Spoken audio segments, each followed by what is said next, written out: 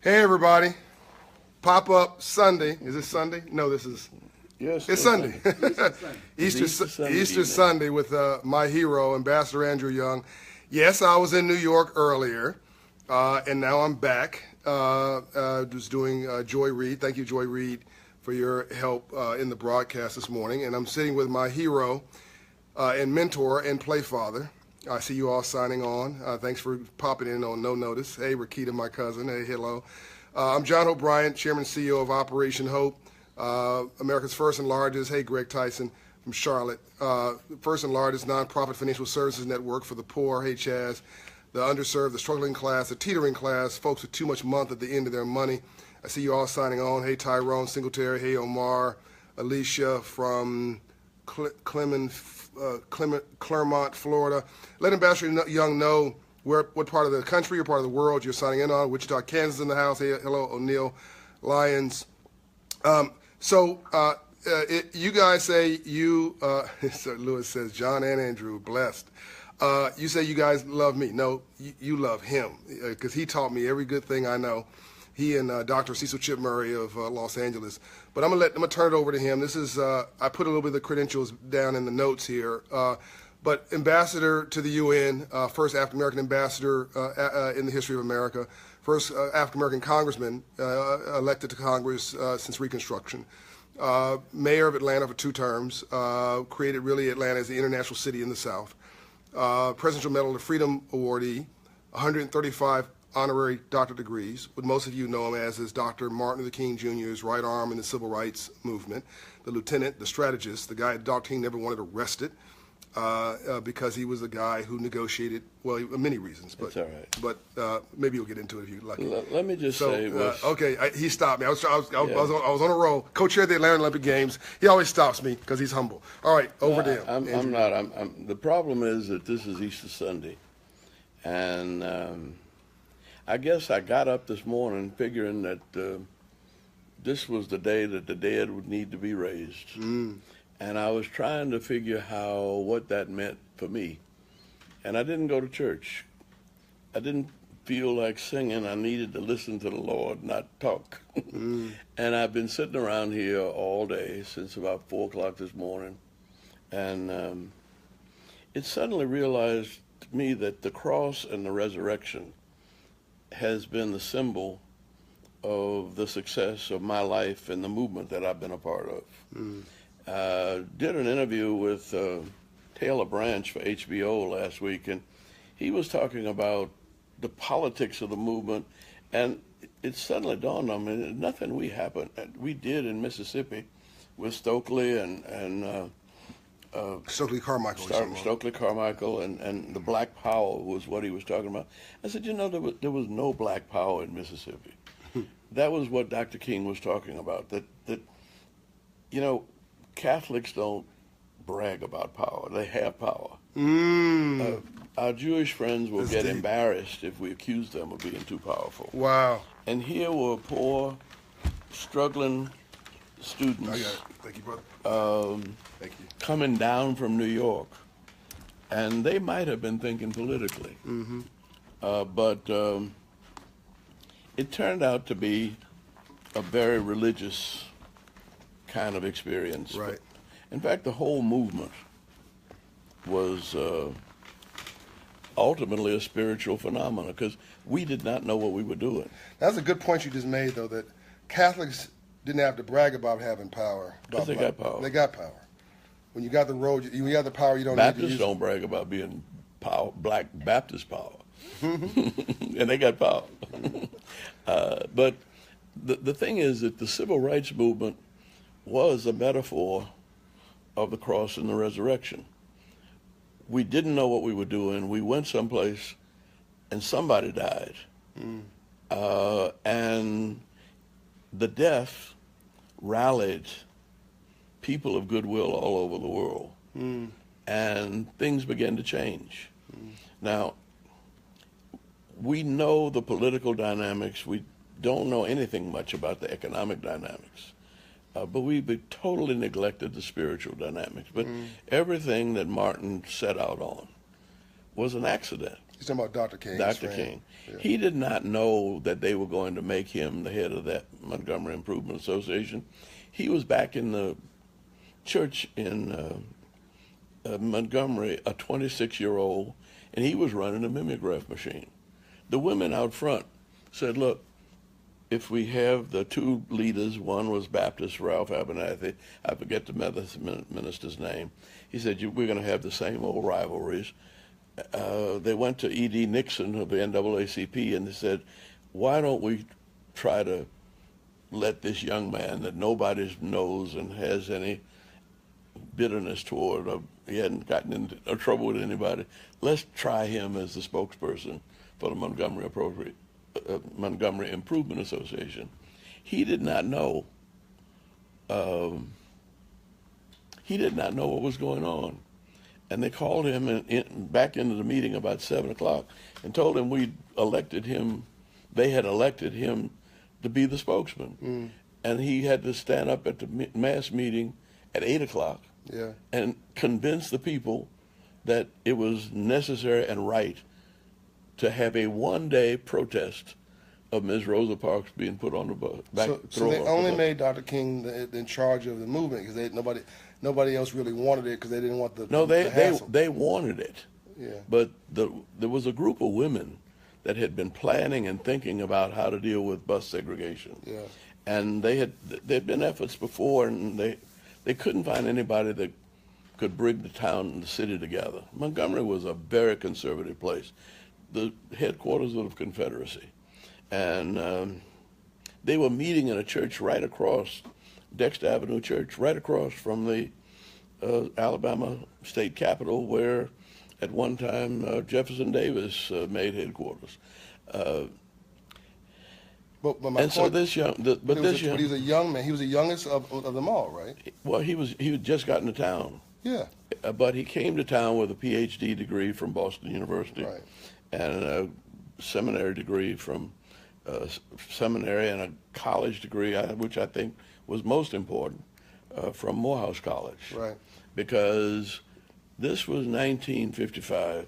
Dr. Mays had gone to India, to the Indian independence in 1947. That's the year Martin Luther King went to Morehouse. Yeah. So all of this now from 47 to 55, and suddenly without any preparation, he's put on a national platform. Yeah. And he has less than an hour to decide what to say and how to pitch this movement. But what's that meaning to this audience? The meaning is that in a crisis of Rosa Parks, an innocent woman who was made to suffer, unprepared, almost an unknown, was called into the forefront and raised up to leadership. Yes. Now that leadership led to his continued growth and development. Yes. But after that, he got stabbed, he got beaten, he got jailed, he got sued. Somewhat Dr. King. Martin Luther King, yeah. but his buddy. But all of this came out of almost a divine accident. Yeah. And God took Martin and Rosa Parks and raised up a movement. A resurrection. It was from a cross to a resurrection. You put it this way, and I need to remind your followers that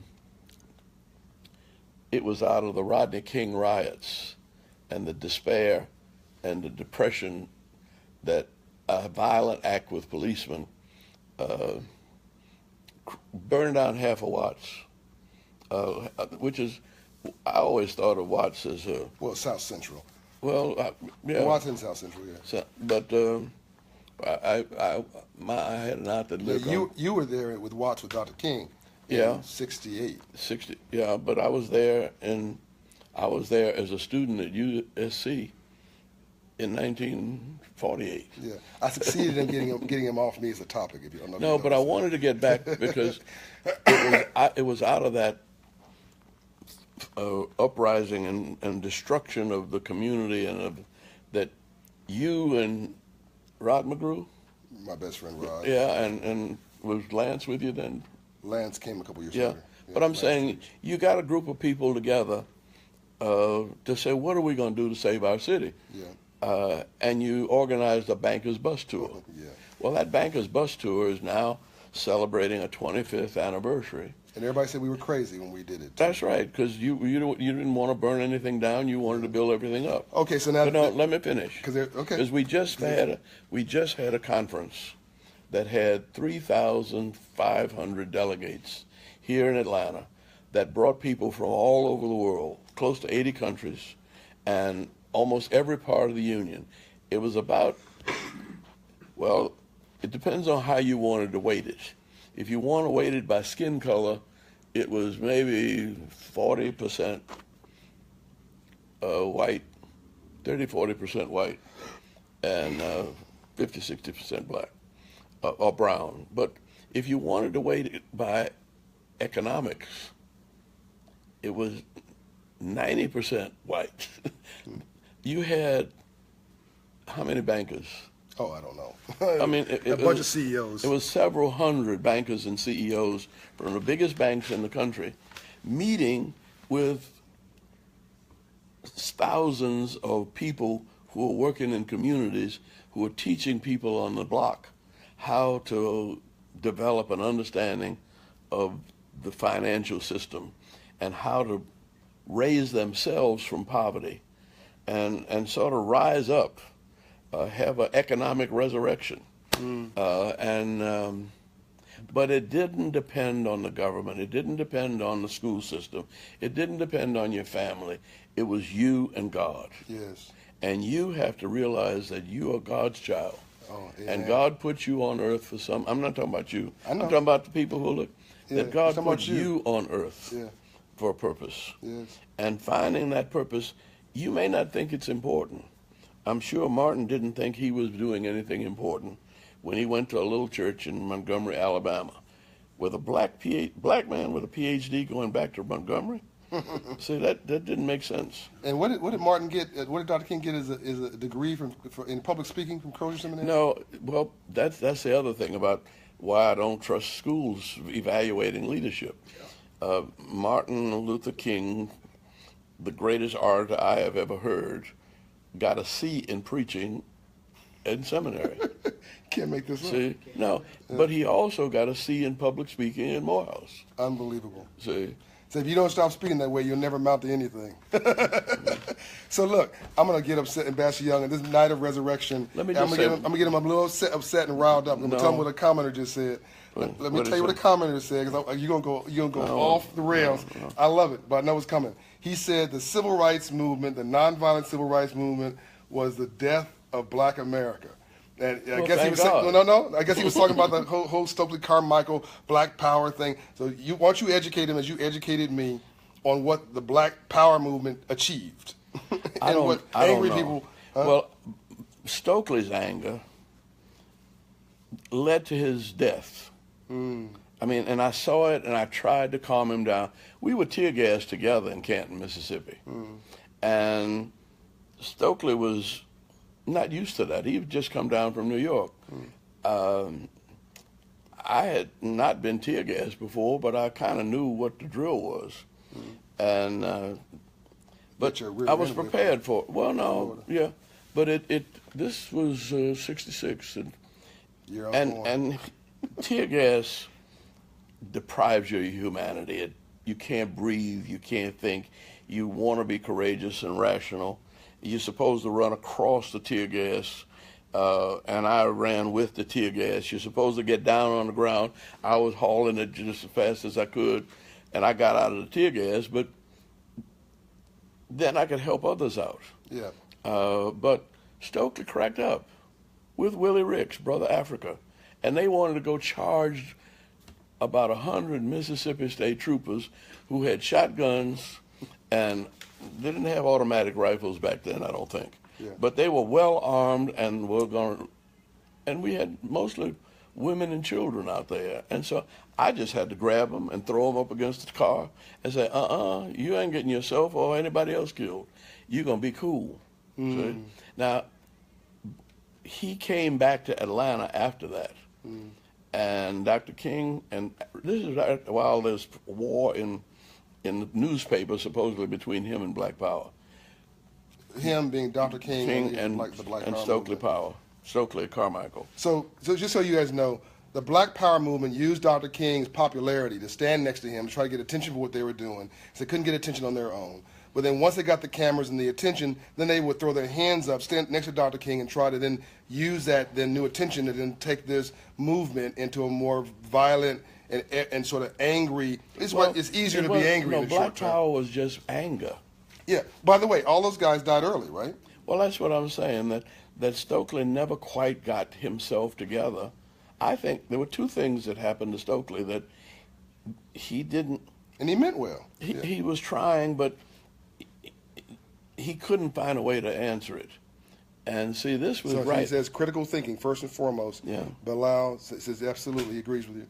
But Stokely had been. Mike Taylor says not true. What's not true, no, Mike? no, he was there. You're talking about it's not but true. in Say it. 1965, Stokely went to Lowndes County to get two white priests, Jonathan Daniels, an Episcopal priest, and a young Catholic priest. By the way, versus y'all From Chicago. Anybody who has anything other than thank you to say, you need to. I do see thank yous, by the way. I do. No, but okay. You need to be thanking this man for giving his life for you, not criticizing the history you have no idea about. All I need for you to do is listen and think about what I say.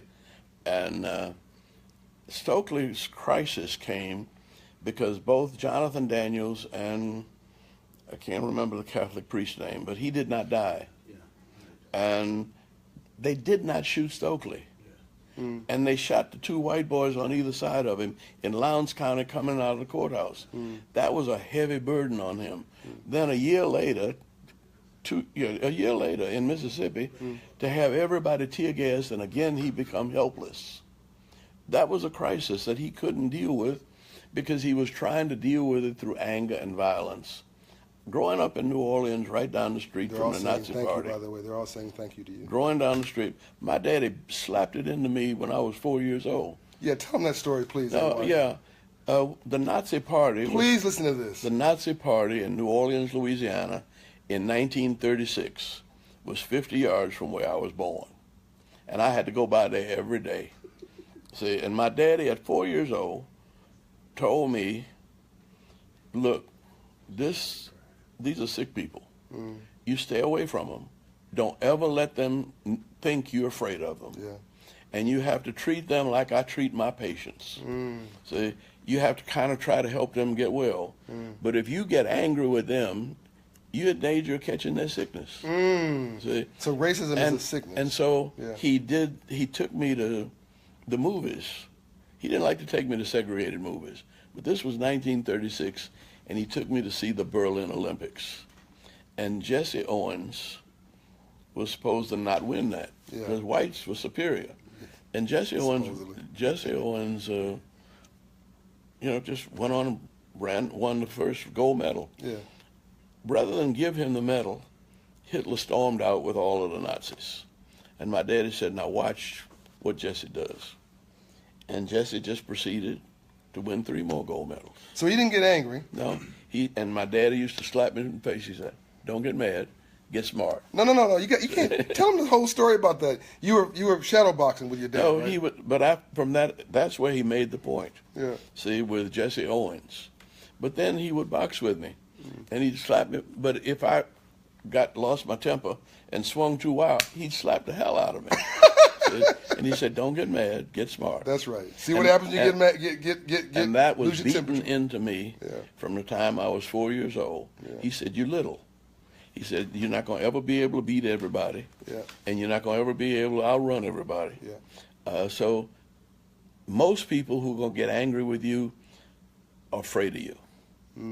And if you can calm them down, and you can only win by keeping them calm, keeping yourself calm.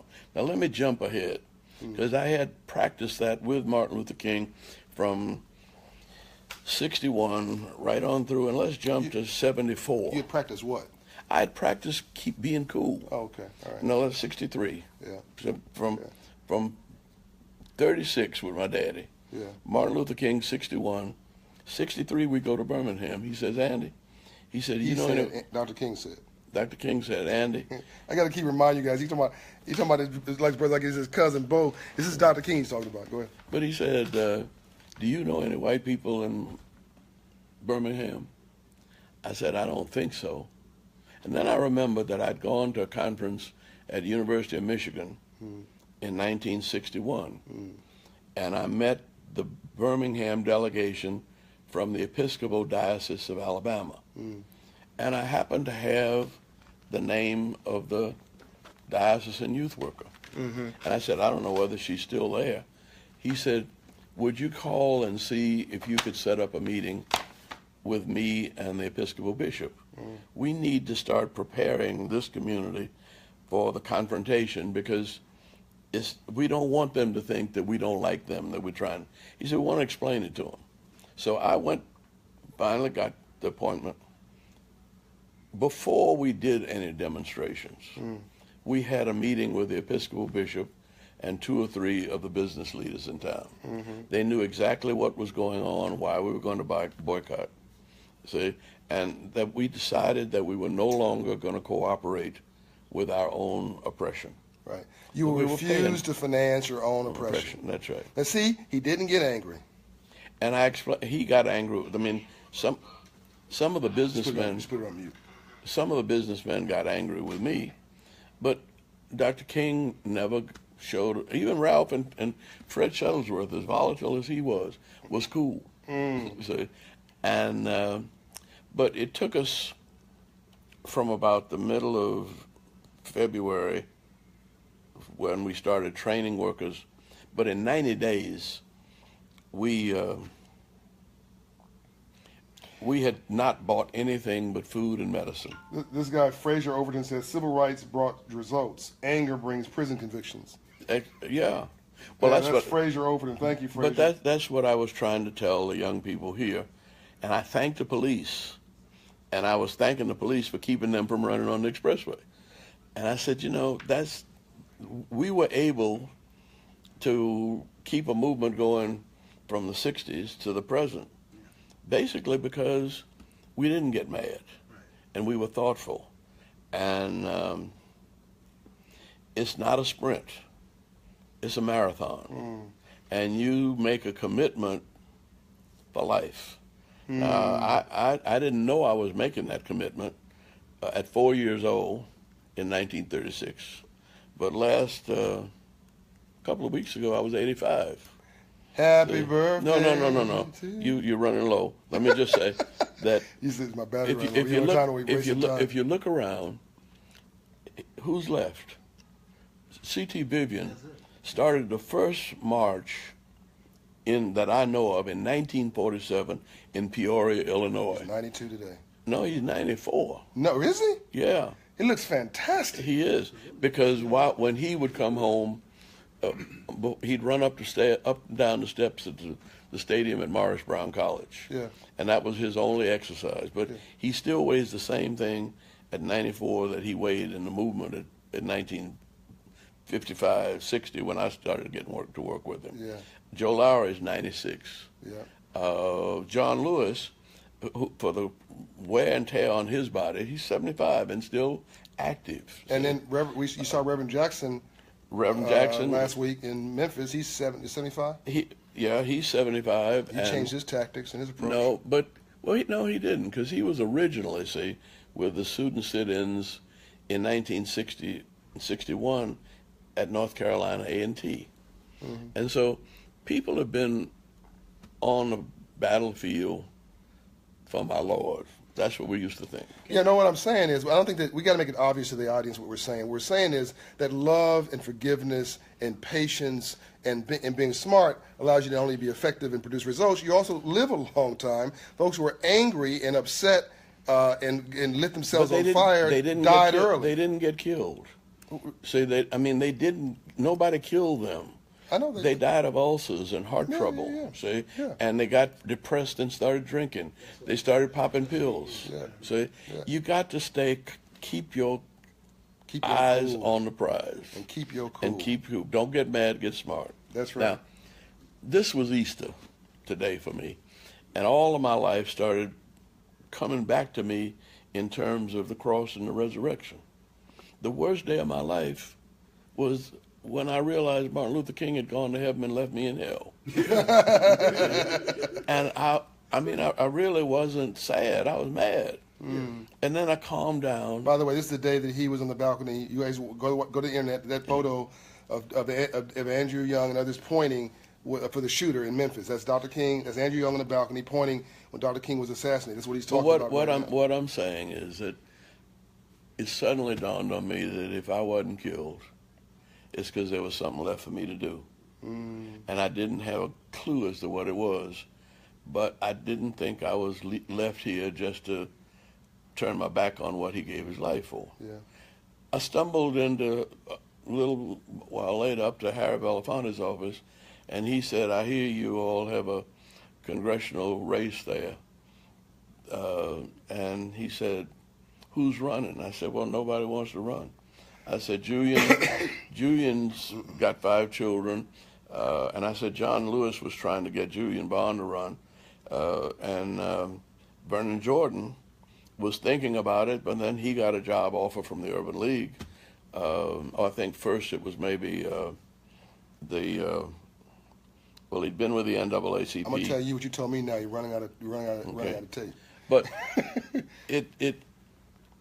it's still happening. The movement paid off for us in Atlanta. Atlanta is a city that was less than 1 million people when, well, it was only about 500,000 when I ran for Congress. Maynard Jackson got elected. We started doing everything black and white together, really with the first Jewish mayor, Sam Massell. Maynard made everything integrated.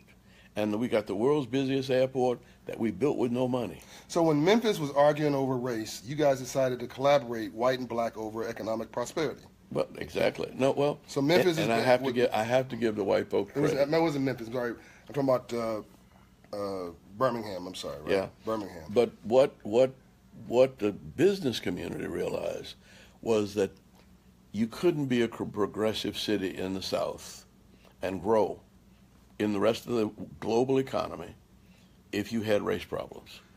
That drove money away. But tell them about the plane crash and how that. Oh, that was another thing where God uses tragedy to triumph. And just before I came here, there was an airplane crash in Paris, and I realized that it was all of the really high-class white folks. I mean, this was the group that was trying to build the High Museum, the Woodruff Art Center. They didn't know what to call it then, but they went to Paris to do a tour of the Louvre and other museums in France to build an art center back here in Atlanta. And the plane crashed. So we lost over 100 of the best, most intelligent, and richest white folk in town.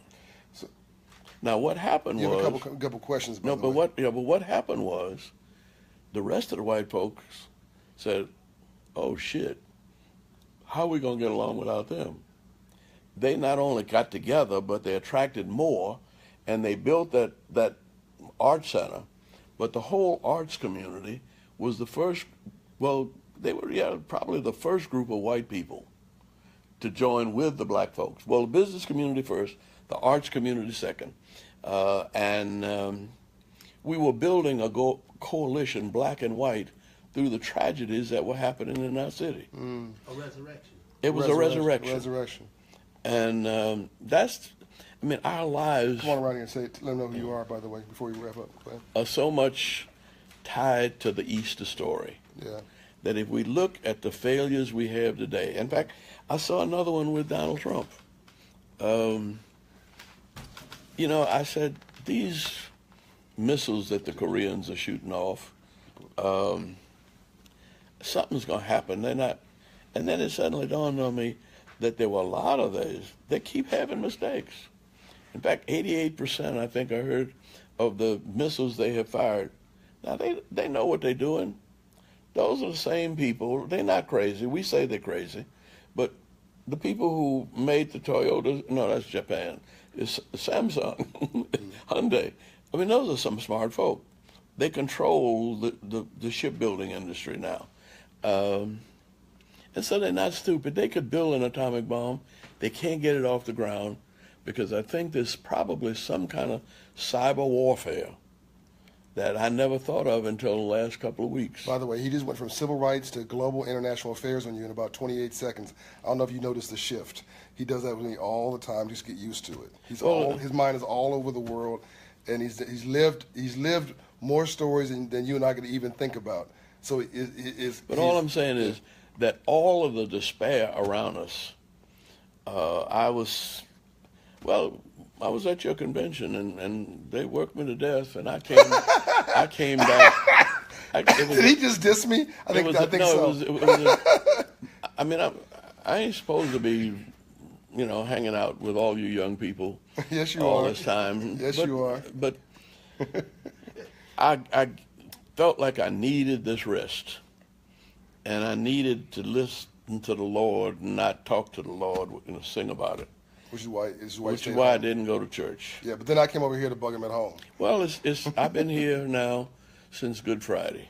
Okay. I haven't been out the house anywhere. By the way, this is the same house that he and Dr. King would strategize in the living room over there to plan the civil rights campaign. He lives in the same home. Well, the same home. But I paid only $32,000 for mine. He paid $40,000 for his house. For Dr. King? Yeah. By the way, 2 doors down was the FBI safe house. No, it was about 6 doors down. 6 doors down. The reason we know that. Where they bugged us. The reason we know that was that I called him one day and his phone lines were down. I teased him about not paying his phone bill. He said, "Look, little whippersnapper." The phone company had to unhook my lines, unwind them from phones that had been hooked up together since the 60s. And I didn't get it. He said, "You really are not very smart, are you?" It was an FBI safe house that had clipped his lines and had his house bugged for all those years. And they just forgot to unhook it. And so that's what you're dealing with. I mean, they wanted him bugged so bad they put a safe house down the street permanently. But everything that we did, we knew was public, and we did not complain.